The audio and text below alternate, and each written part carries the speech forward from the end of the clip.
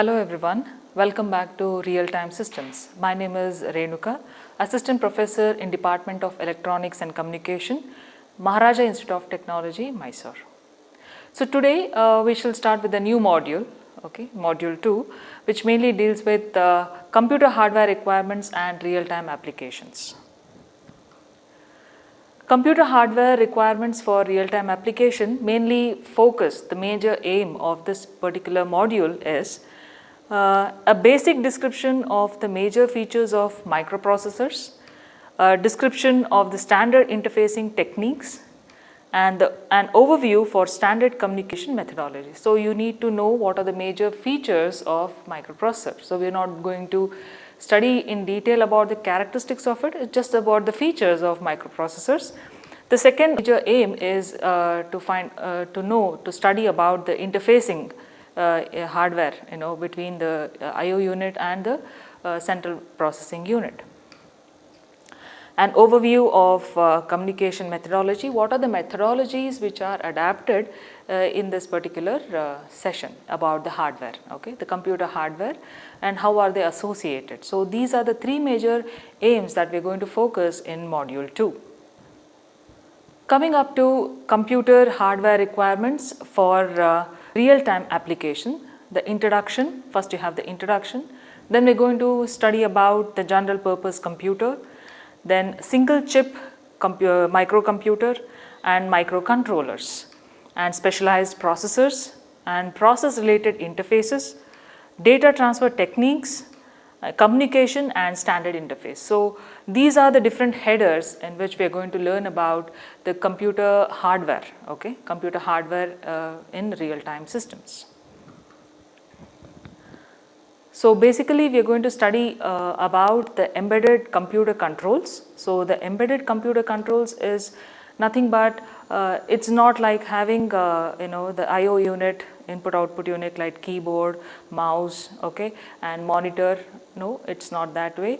But when you're talking about a real-time operation, the embedded control computers in its form of, it will be in a form of microprocessors and microcontrollers and specialized processors. So why do you call it as specialized processors? Because they will try to do or perform task in a much faster rate than a usual computer, and the data storage capability will be greater than a normal computer, and there are special features that could be adapted in a special processor because they'll be handling multitasking, multi-programming has to be written. So more than 2 to 3 processors doing a parallel or concurrent operations. So that's why we're going to call it as specialized processors. So we are going to study in detail about a microprocessor, the features, only the features and not the characteristics of it, and the microcomputers, as well as what are the basic general processors, and then digital processors, specialized digital processors. So before going into the major what do you mean by microprocessor, mini computers, some microprocessors, let us try to first understand what is the major building blocks of a general purpose computers. So general purpose computer, if you just see the block diagram here, here you have a main memory, then you have an input output interface, then you have a peripheral devices. So your peripheral devices connected to your CPU, not directly through an interfacing unit. So these are all bus. Bus is nothing but the I can call it as a group of wires. If it's a cable, if I'm talking about a ribbon cable, it is a group of wires, or it is a path for the data to flow through. If it is a PCB, there are the tracks, correct, on a PCB. So that becomes a path through, or a data through which information could be passed or streamed. So these are the paths. They are bus. Then you have 3 types of buses here. We have data bus, we have address bus, and the control bus. And we all know that the central processing unit, purpose registers, arithmetic logical unit, that is ALU, and control unit comprises of a central processing unit, which is we can call the important brain of a computer. So general purpose microprocessor, just like a few examples like Intel XX86, or it could be Zilog 80 or 8000, or it could be a simple Motorola, that is 680 XXX series. So these are some of the examples of general purpose earlier developed processors. Then control system. So control system characteristics, they are usually modular, provide extra units, input output device and basic units. So here if you just look into the block diagram, okay, any general purpose computer, whenever it's designed, okay, it could be used for a real time operations. And take a best example of having a the control system or control systems with a modular design, because as and when we keep ourselves upgrading in technological interventions, then what happens, the initial whatever you would have set, the system that you would have designed, okay, should not be obsolete, correct? What do? You always have something like future advancement, right? For future, what do? You always make sure that there are some external devices that could be connected to a processor so that it could still work, right? So the interfacing unit would be there. The external IO devices, which is a major entity in any controller system, could be modular. So the entire system should be able to have a capacity to handle any kind of any number of input output devices, okay, the peripheral devices, and should be able to communicate, control and give you the exact result, okay. So you need to have a modular setup, okay.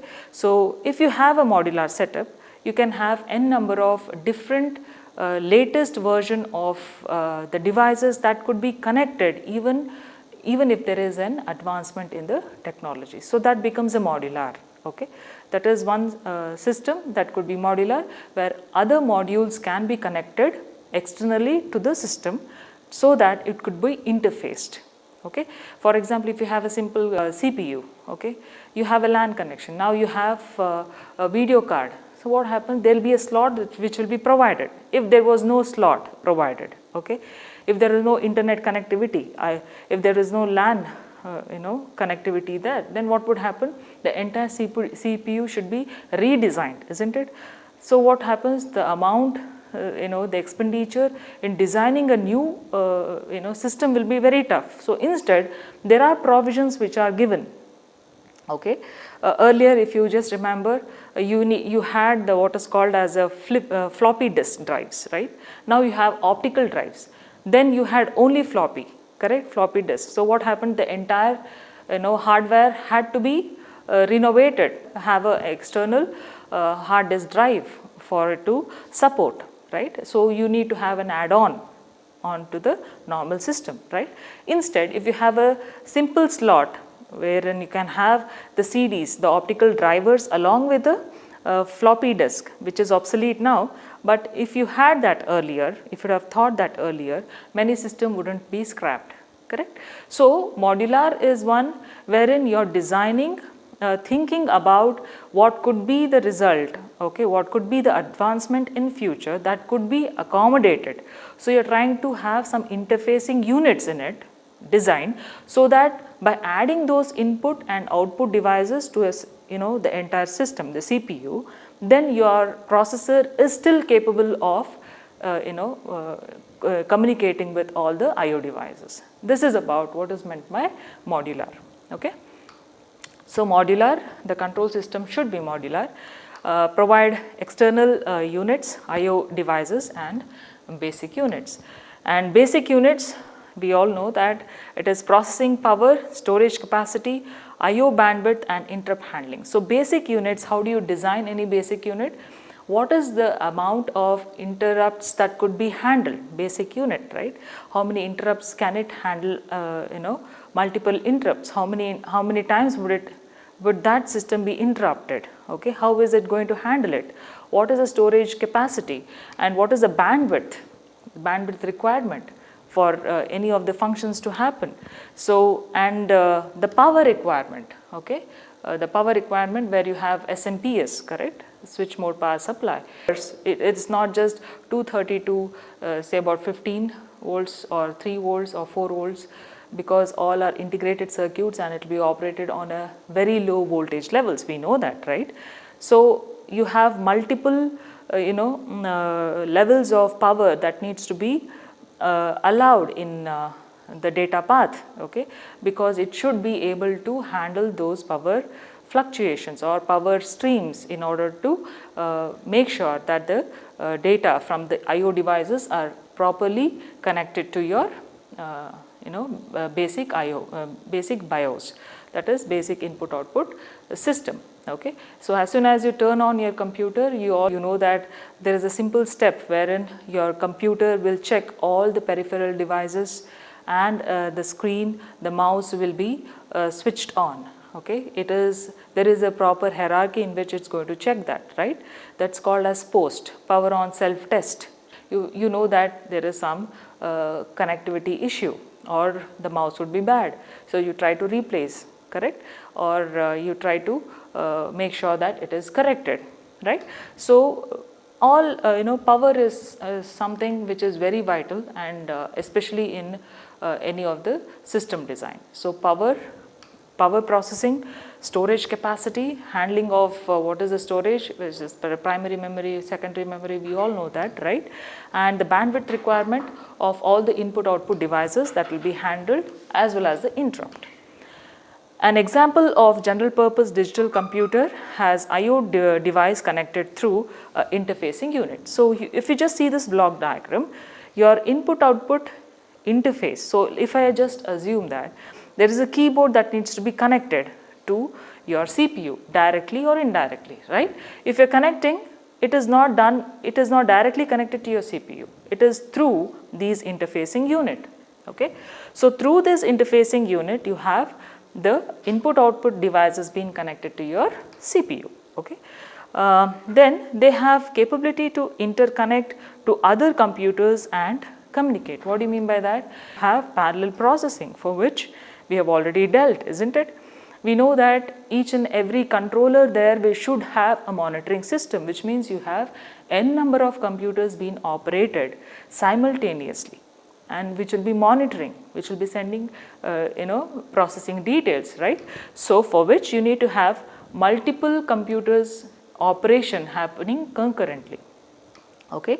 They have capability to interconnect other computers and communicate. So they'll be able to interconnect through IP addresses, correct? We do interconnect. If you can share information from one computer to another computer now, but earlier it was not that. So that was a simple general purpose computer which was now developed into an excellent supercomputers. Okay.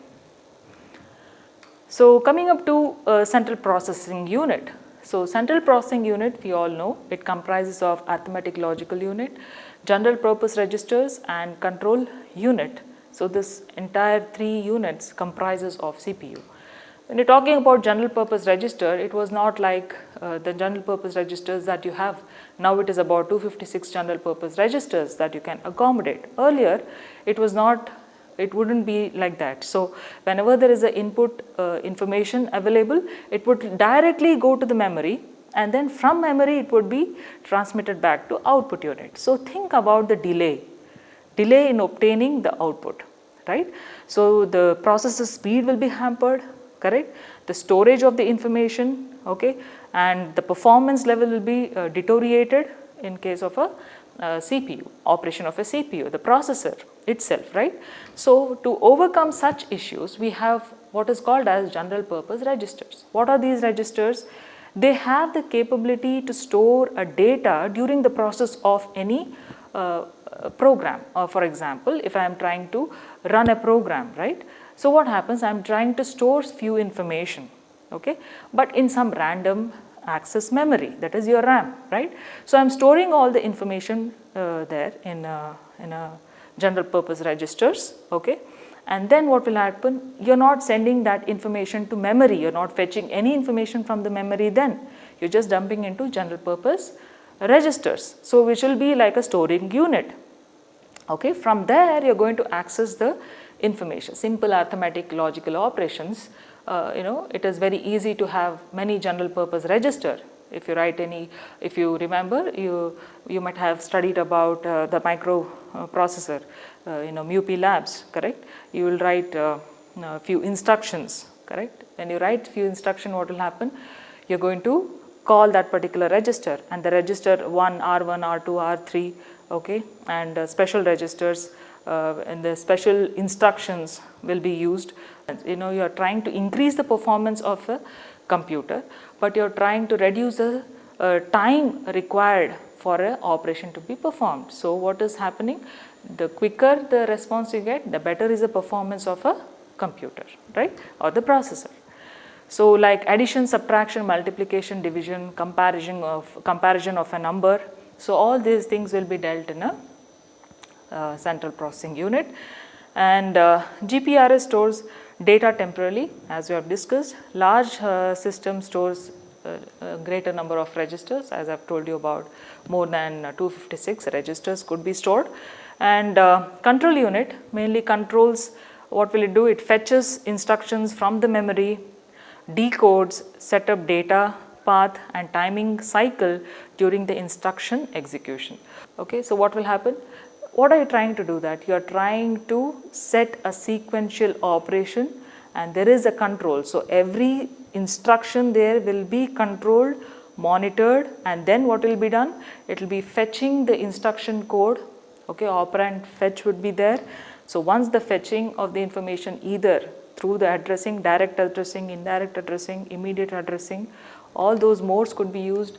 Decoding of information from the address, from the memory could be done, and then you can set a data path for the information to travel from the memory to IO or IO to memory. Okay, so the important features of your central processing unit should always be the word length, the instruction set, and the addressing methods, and the number of register, and information transfer rate, and interrupt structure. So these are the general features on which your CPU should be designed, correct? What are the features? The word length, if you are able to, within say about 0.1 millisecond, if you are able to send a word length about 16 bits, is that better? Or for 0.1 millisecond, you just send about nibble or a 4-bit of data, which is better? So, okay. So the word length, how fast, and what is the precision rate? If I am taking a floating point, okay, if I take 1.333, okay, 1.333, which means that how many bits, how many numbers that you are going to be talking about for the precision. What is the level of precision, the accuracy of the result? Okay. So that word length plays a vital role. You can also operate for a floating point or a character strings. Okay. Then what kind of instruction sets do you have? So instruction sets, whether the instruction is given in low level language, high level language, medium level languages. So these are the instruction set. If it is a machine language, if you're just giving zeros and one directly to a system, so it will code immediately. But do you have a compiler there who's trying to actually change, or you can say from a source code to an object code? Is it being converted? Then you need to have the instruction sets where the computer could understand, right? Then you have addressing modes. There are different types of addressing modes.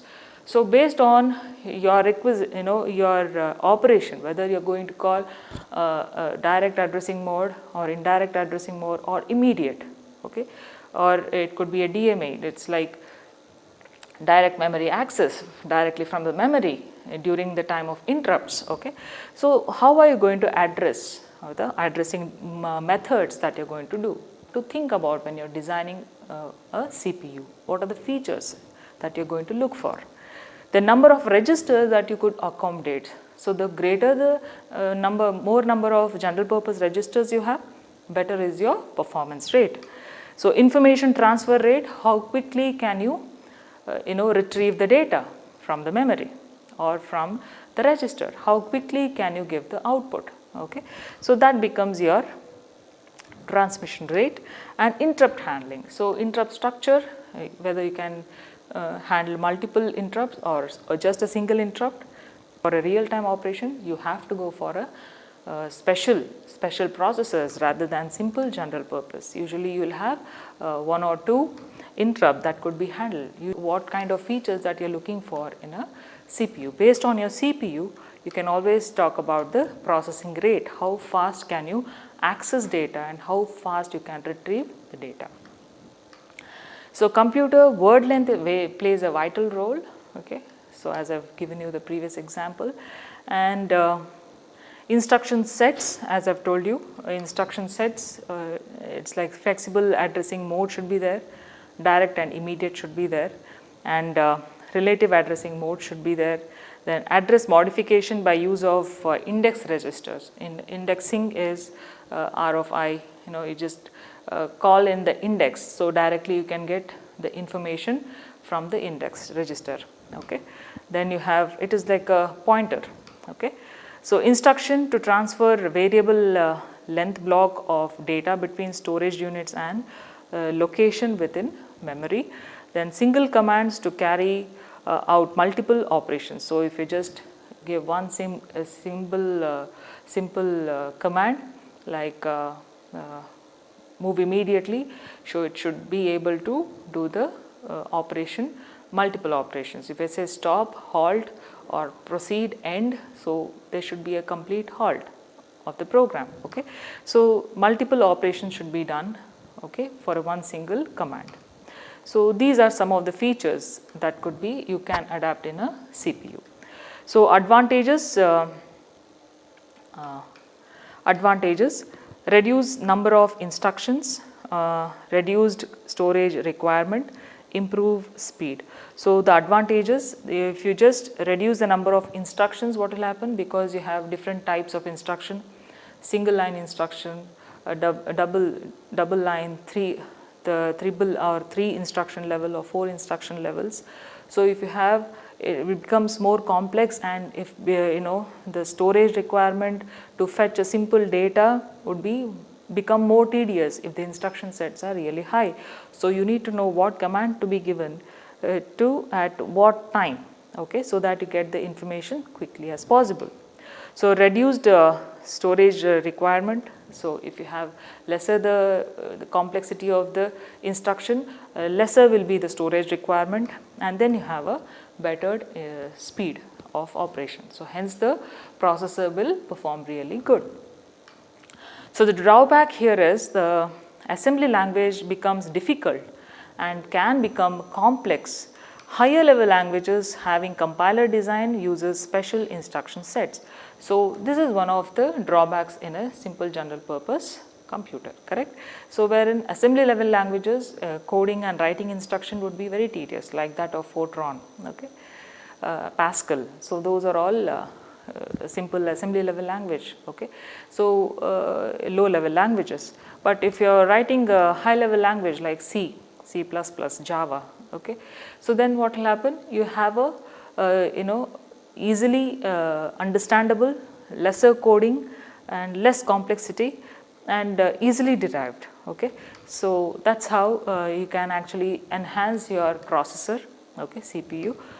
Then you have the rate at which the transfer of data between CPU and I/O, the data which will be transferred from central processing unit to the input output unit, it has to be reduced. The lesser the the data path, the better will be your speed, okay. The ability to carry out operations in parallel with the processing of data and ability to communicate crucial data in process control.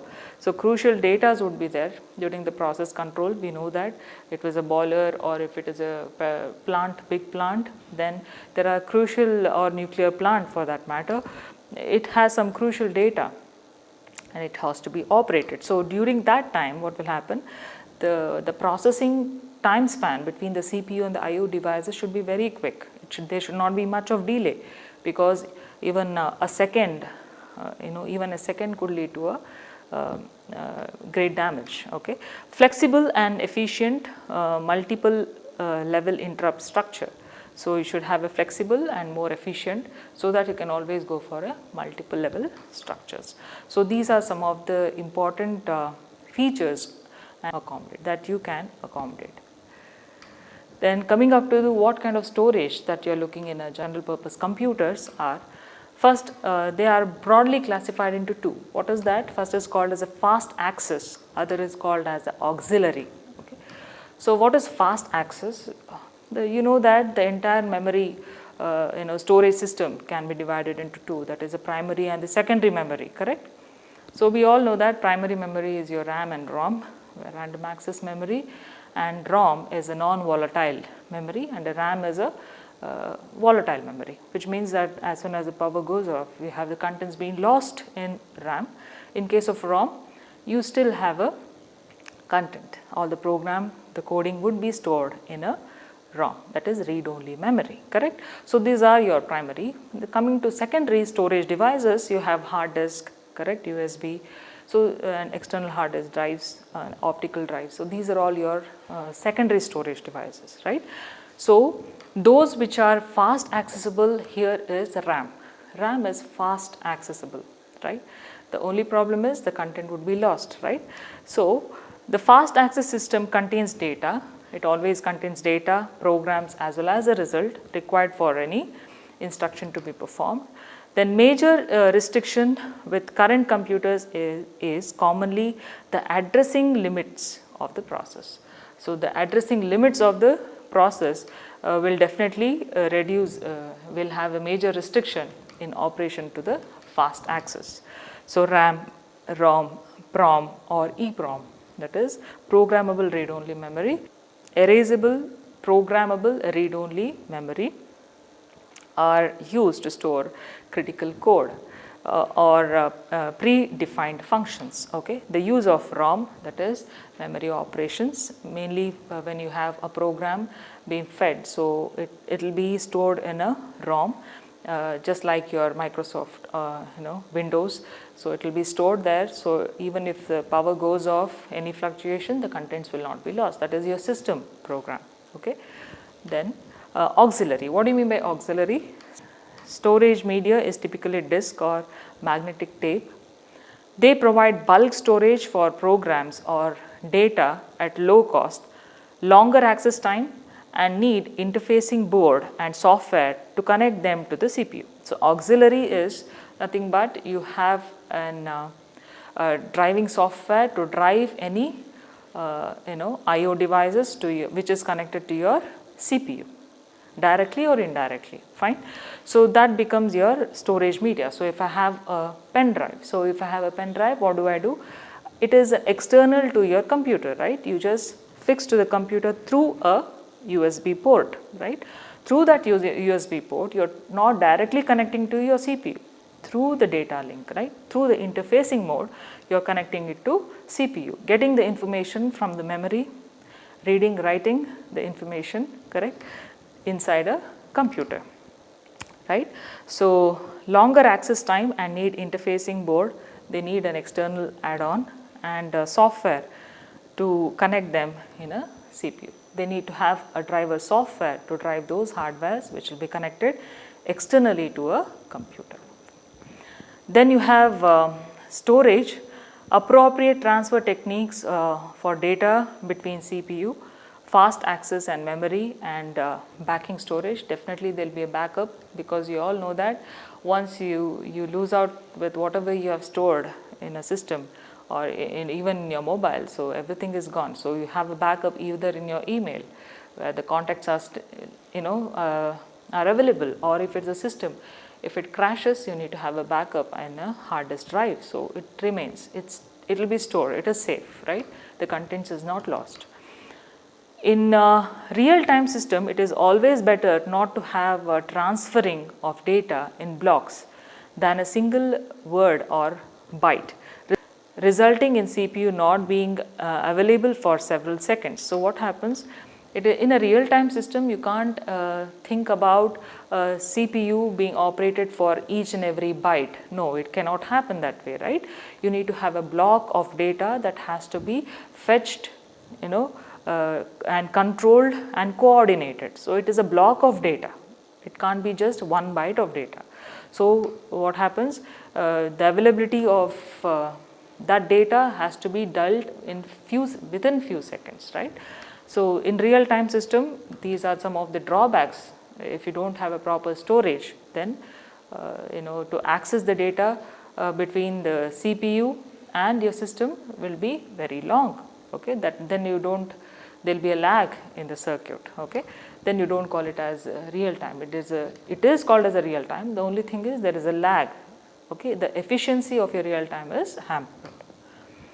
DMA controller are used for backing memory to take control of address and data buses of the computer. So DMA is direct memory access. So they take a control as and when there is an interrupt, and immediately DMA comes into picture, and then there will be control action taken between the data bus of the computer.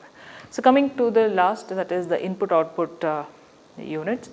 The most of the complex area in computer is input output because of wide variety and wide variations in a rate of data change, correct? Because the kind of the key, when you press a key on a keyboard, that access time and the decoding time is not equal to any other peripheral devices that you're going to connect. So each individual devices that you're going to connect will have different rate of speed of operation, correct? So all together, if you take about 3 to 4 devices, if they are connected to your system, what will happen?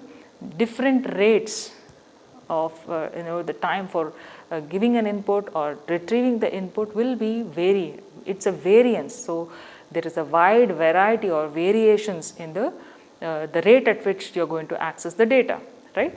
So what you have to think about is, in an input output device, what is the process input output, what is the operator input output, and what is a computer input output. So the process, then you have the operator and the computer. Operator input output, it depends on the individual operators. Process, how the processor is going to help in the entire task, and how the computer will be retrieving the data based on the kind of input that we give is computer input output. So this is about the input output data. So coming up to how are these input output action driven is only through the bus structure. What is the bus structure? There are 3 important classification or 3 different ways in which you can access the data. One is called as a mechanical, or you can call it as a physical connection. Then you have electrical, and the third is called as a functional. So mechanical is a collection of conductors which carry electrical charges or signals.